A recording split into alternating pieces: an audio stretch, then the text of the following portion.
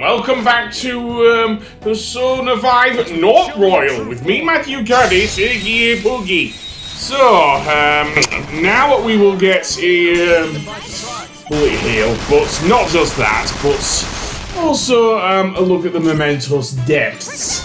And for the most part, not much has changed between versions, with the exception of the one, of course, that one thing that really did my brain in, which was not in Royal.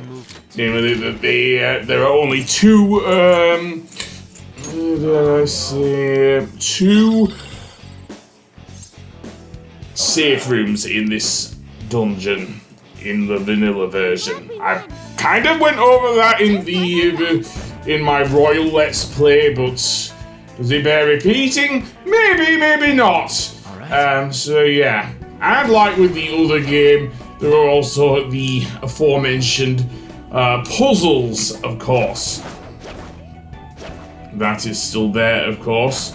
Everything else is mostly the same. We come across the various captives in here, which are former palace rulers, of course.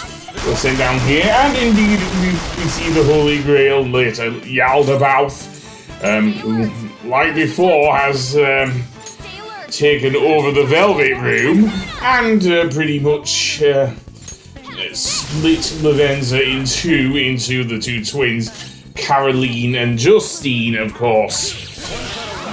So yeah. But other than that, yeah, not much has changed, and neither of the enemies, to be honest. It's just harder to get them because I didn't do the whole thing, and I didn't upgrade my personas due to Joker's, it being much harder to level up Joker. Especially with Mona's aforementioned insistence we go to sleep instead of trying to do something at LeBlanc. Something that Royal did indeed fix, of course. But yeah, as I say, you will need a New Game Plus, which is another thing. I am going to try and do a New Game Plus, just in order to actually get footage of me fighting both the protagonists from Persona 3 and 4, Makoto Yuki and Yu Narukami, of course, especially since Persona 3 Reload is coming out. And it will probably be the last time we probably hear Yuri Lowenthal as Makoto Yuki, the Persona 3 protagonist, because of course he got replaced by Alex Lee, the voice of Zenitsu in Demon Slayer. But yeah, weird how all of the how they replaced a lot of the voice actors. Again, with Junpei, it kind of makes sense with the whole Vic Mignogna thing, and the King Vic saga and everything. But I don't get replacing a lot of the other voice actors unless it's too expensive. Well, no, because there are actually some pretty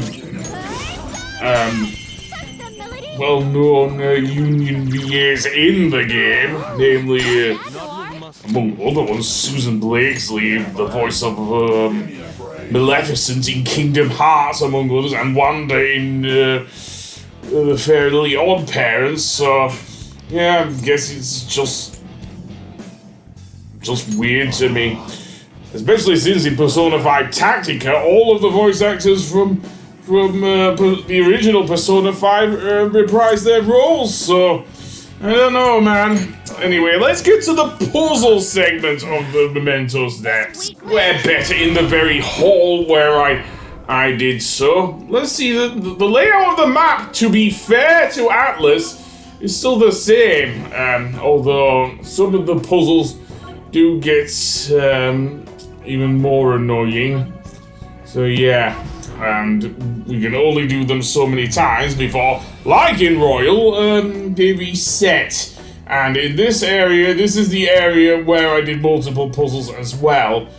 So yeah. Now think back to my Royal Let's Play. I had trouble getting through here in Royal. in vanilla Persona 5. Oh boy. Given that I was doing this blind, yeah.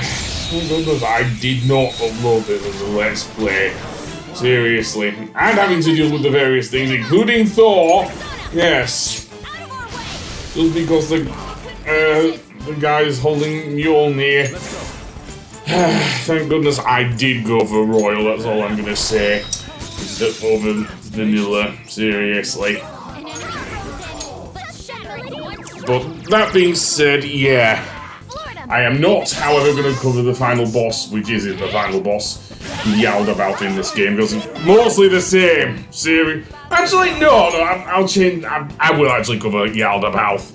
And also, I will show off the original ending, which also does play in Royal if you do fail to complete Maruki's confidant. Of course,